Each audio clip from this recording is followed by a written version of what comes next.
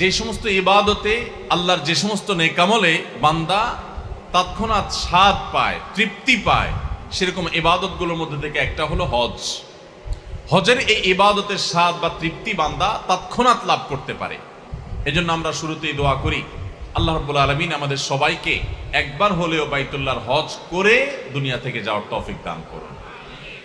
সম্মানিত উপস্থিতি, ইসলামের অন্যতম গুরুত্বপূর্ণ একটি স্তম্ভ হলো এই হজ। ইসলামের যে 5টা স্তম্ভ আছে,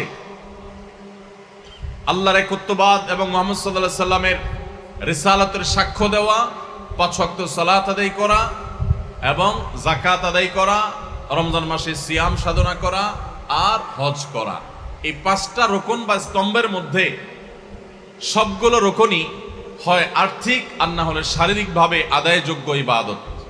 একমাত্র হজ এমন ইবাদত যে ইবাদতে মানুষের